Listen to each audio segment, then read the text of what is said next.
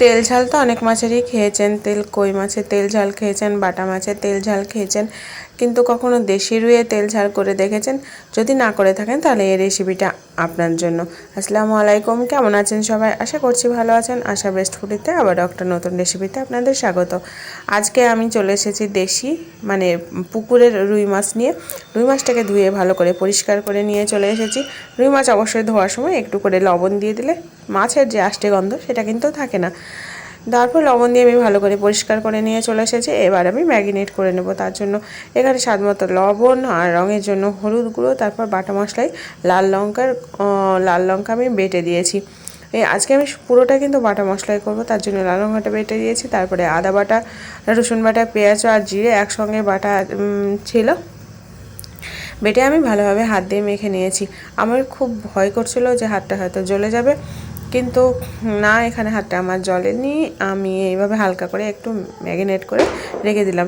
এখানে আপনারা সর্ষের তেলটাও ম্যারিনেটের সময় দিতে পারেন, আমি কিন্তু এখানে দিইনি। তারপরে আমি চলে এসেছি একটা কড়া নিয়ে। কড়াতে আমি সর্ষের তেল দিয়েছি, কারণ সর্ষের তেলে সবসময় বাঙালি মানে সর্ষের তেলেই সবসময় মাছ খেতে ভালো লাগে, ভাজা ঝোল যাই হোক। তারপরে আমি সমস্ত মাছগুলো এখানে তেলের ভেতরে পেঁয়াজ দিয়ে দিয়েছি, আর কিছু কিন্তু আমি এখানে দেবো না। তারপরে মাছটাকে আমি এইভাবে একটু মাছটাকে সব দিয়ে দিলাম। তারপরে যে মশলাটা ছিল সেটাও আমি এখানে দিয়ে দিয়েছি। মাছটা একটু ভাজা হওয়ার পরে এরকম কালার এসেছে।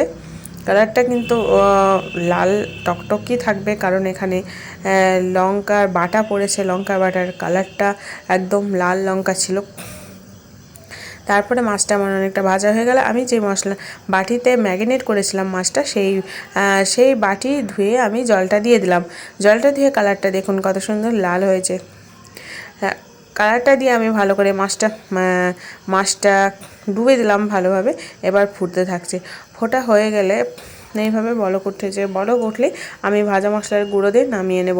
একদম সহজ পদ্ধতিতে এই রান্নাটা কেমন হয়েছে আমাকে অবশ্যই কমেন্ট করে জানাবেন। আর ভালো লাগলে অবশ্যই লাইক শেয়ার সাবস্ক্রাইব করতে ভুলবেন না যেন। আর ফেসবুক থেকে দেখলে অবশ্যই ফলো করে দেবেন। তো আজকে এই পর্যন্তই। এই রেসিপিটা আবার আসবো একটা নতুন রেসিপি নিয়ে। ততক্ষণ পর্যন্ত ভালো থাকবেন, সুস্থ থাকবেন, নিজের প্রতি খেয়াল রাখবেন। আল্লাহ হাফেজ।